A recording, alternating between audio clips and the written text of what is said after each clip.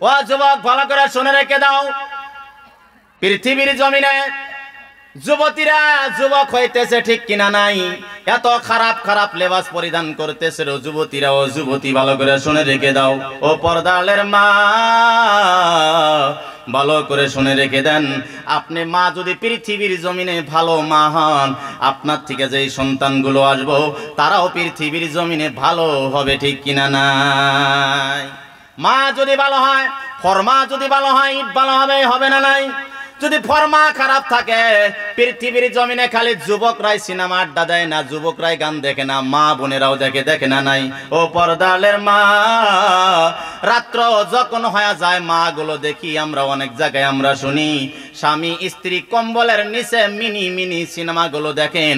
এই সিনেমা দেখে পৃথিবীর জমিনে আপনি অশ্লীল সিনেমা দেখতেছেন, ভিন পুরুষকে আপনি তাকায়া তাকায়া দেখতেছেন, আপনার চোখের জেনা করতেছেন। এই জেনা নিয়ে আপনার পেটের সন্তান পৃথিবীর জমিনে ভালো হওয়া অসম্ভব।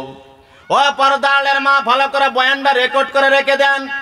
আপনি যদি পৃথিবীর জমিনে আপনি পর্দা করেন না, আপনি সিনেমায় আড্ডা দেন, মোবাইল সবসময় মোবাইল দেখেন, মোবাইল দেখেন, মোবাইল দেখেন, আপনি কেমনে মা? আপনি কেমন মা? আমারও মা কেমনে মা ছিল রে মা। ও মা, বড় বড় ওলি আল্লাহদের মা কেমনে মা ছিল, তারা কেমনে করে ওলি আল্লাহ পৃথিবীর জমিনে হইল।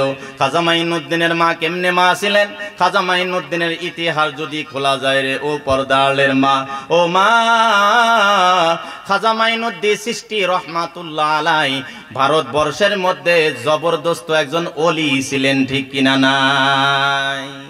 খাজা মাইনুদ্দিন চিশতি রহমাতুল্লাহ আলাই শেষ বয়সে যখন মদিনার থেকে যখন ভারতবর্ষে কলকাতার জমিনে যখন ফার্স্ট যখন ওখানে নামলেন, ওখানে পাইনা জাহাজ দিয়ে যখন আসলেন, ওনার পরিয়াল নিয়ে, ওনার ফ্যামিলি নিয়ে কলকাতার জমিনে যখন আসলেন গোমা, ভালো করে শুনে রেখে দেন, ওনার হাত দিয়ে একটা কিতাবের মধ্যে এসেছে 90 লাখ, আর একটা কিতাবের মধ্যে এসেছে 1 লাখ মানুষ একদিনেই বয়াত পড়ে মুসলমান হয়েছিল। কোন সুবহানাল্লাহ।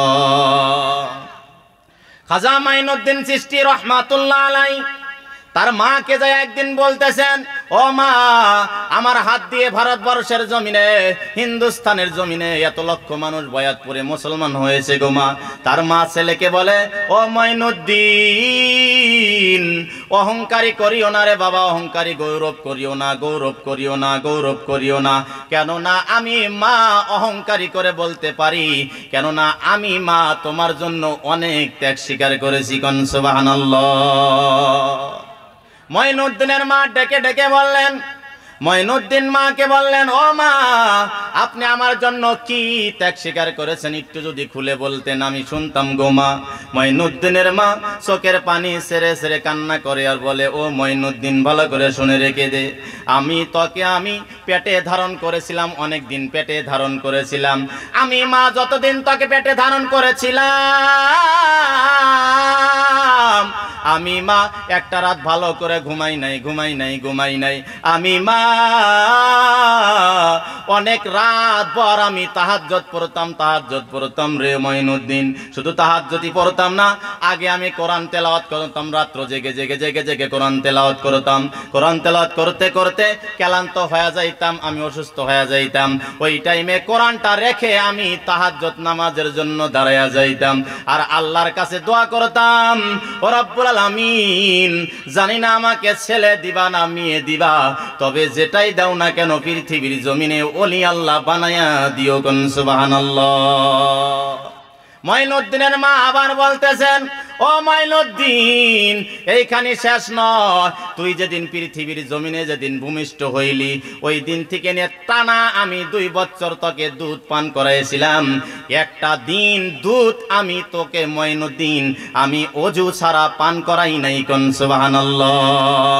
ও পর্দালের মা, পেটে সন্তান নিয়ে পৃথিবীর জমিনে অশ্লীল সিনেমা দেখবেন, গান বাজনা আড্ডা দিবেন, বেপরদায় থাকবেন, খোদার কসম লেখে রেখে দেন, আপনার সন্তান আপনার আখলাক চরিত্র নিয়ে আসবে, ঠিক কিনা নাই? কেননা আপনারই তো রক্ত খেয়ে বড় হয়েছে, তাই না? বড় বড় সায়েন্স গবেষণা করে দেখেছে, মায়ের পেটে যখন বাচ্চা থাকে, এই বাচ্চা মায়ের আখলাক নেয়, মায়ের চরিত্র গ্রহণ করে। মায়ে যদি পৃথিবীর জমিনে সিনেমা দেখে, গান বাজনা শোনে, ওই ছোট পেটের ভিতরে বাচ্চাও ওই বাইরে থেকে ওই গান বাজনার ওই আওয়াজটাও বাচ্চারও কানে যায়। নাউজুবিল্লাহ। ও যুবক, ভালো করে শুনে রেখে দাও, তোমাদের পরবর্তী জেনারেশন তুমি যদি ভালো বানাইতে চাও, 1 নম্বর কানুন হলো পৃথিবীর জমিনে তোমার মোবাইলটা ভালো করে রাখতে হবে। তোমার বাচ্চাদেরকে মোবাইল দেওয়া যাবে না, ঠিক কিনা নাই? তোমার মোবাইলটা হেফাজতে ব্যবহার করবা। তোমার মোবাইলটা টাইম টেবিল তোমার থাকবে। তোমার মোবাইল যেন ছেলে সন্তান নিতে পারে না। একদম একটা বহুত ভেজাল স্বরূপ একটা খুব কঠিন ভাবে তুমি একটা লক বানায় দিবা। ওই লক তুমি আর খুলতে দিবা না, শিখাইবা না। আর তুমি তো ফেসবুক খুলেছো, আরো কিছু খুলেছো, তুমি তো মাঝে মাঝে খারাপ বস্তু দেখো, আর ফেসবুকে আইসা থাকে, করমছে এসে থাকে, অন্য জায়গায় আসে। ওই মোবাইল যখন তোমার মেয়ের হাতে দাও, তোমার স্ত্রীর হাতে দাও, তোমার ছেলের হাতে দাও, তারা আলটিমেটলি পৃথিবীর জমিনে তারা খারাপ হয়ে যায়, ঠিক কিনা নাই? এগুলোও যদি শিখা দেওয়া লাগে, নাউজুবিল্লাহ। আর একদিন কমুনা একটা কথা, একজনের খালি মোবাইল হাতে নিছি, খালি এরম করছি আর দিছে খারাপ, অথচ ওর বাড়িতে ছোট ছোট মিয়া ছেলে সন্তান আছে। মোবাইলটাকে আমাদের মুসলমান হেফাজতে ব্যবহার করতে পারে না। ভাই মহতরম দোস্ত বুজুর্গ, পৃথিবীর জমিনে মা বোনদেরকে খাস করে বলতেছি, ওই যুবতীগুলো যারা স্কুল কলেজে ইউনিভার্সিটিতে যারা পড়ে, তাদেরকে পর্দা করান। কেননা আপনি যদি পৃথিবীর জমিনে পর্দা না করেন তাহলে জাহান্নামের মধ্যে ভয়ানক শাস্তির মধ্যে পড়ে যাবেন। পর্দাও একটা রূহের ঔষধ। পর্দা যাদের ভিতরে নাই, তাদের ভিতরে হায়া নাই, শরম নাই। নাউজুবিল্লাহ। যাদের ভিতরে পর্দা নাই, পর্দা আমাদের কায়েম করতেই হবে। পৃথিবীর জমিনে যদি পর্দা না করো, ও যুবক, আমি মা বোনদেরকে বেশি বেশি বলতি, বাবাদেরকেও বলি, আপনাদেরকে যুবতী যেগুলা স্কুল কলেজে ইউনিভার্সিটিতে পড়ে, তাদেরকে যদি পর্দা না করান, ওই মা বাবা ওই ছেলে সন্তানের জন্য জাহান্নামে যাবে। নাউজুবিল্লাহ। কোথায় যাবে? জাহান্নামে যাবে। কোথায় যাবে?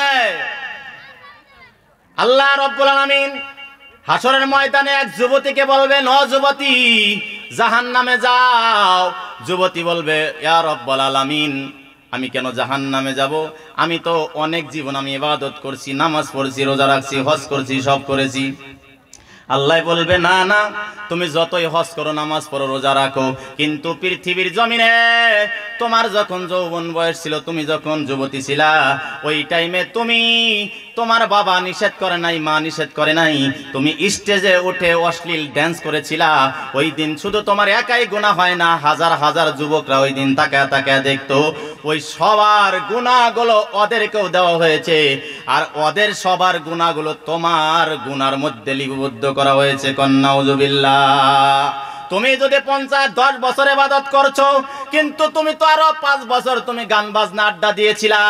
তুমি স্টেজে উঠে তুমি অশ্লীল ভাবে গান বাজনা করতা, ড্যান্স করতা। আমি রব্বুল আলামিন সব কিছু আমার কিতাবের মধ্যে লিপিবদ্ধ করা আছে। আজকে তুমি জাহান্নামে চলে যাও। নাউজুবিল্লাহ। ওই মেয়ে কান্না করবে, ও রব্বুল আলামিন, আমি একা যাব না, আমার মা কেউ নিতে হবে, বাবাও কেউ নিতে হবে। বলে, কেন? তারা তো আমাকে কোনোদিনও নিষেধ করে নাই, ওইভাবে নিষেধ করে নাই। ওই যে স্কুলে থেকে পিকনিকে নিয়ে যায়, প্রত্যেকটা যুবতীকে বাস দিয়ে পিকনিকে নিয়ে যায়। আমাদের লজ্জা থাকা দরকার, সরকারি কানুন তো মানতেও হবে। যদি আপনার মিয়া ওইভাবে পিকনিকে যায়, পর্দা করাইয়া দিবেন। ওখানে ওই গাড়ির মধ্যে অশ্লীল গান, প্রেম প্রীতির গান খালি বাজায়, আর ওই যুবতীগুলা বাসের মধ্যে লাফালাফি করে, ঠিক কিনা নাই? ও পর্দার মা, ভালো করে শুনে রেখে দেন।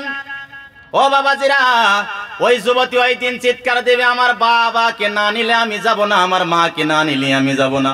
আমি যদি 2-1 দিন স্কুল কলেজ ক্ষতি দিয়েছি, আমার বাবা আমাকে মারতো, আমাকে গানের বিষয় কোনদিন মারতো না। আমি যদি গানে যাইতাম, আমার বাবা তো বলতো না যে না গানে যাওয়া যাবে না, ড্যান্সে যাওয়া যাবে না। ও আল্লাহ, আমার বাবা আর মা সহ তুমি জাহান্নামে নিয়ে যাও। নাউজুবিল্লাহ। তাই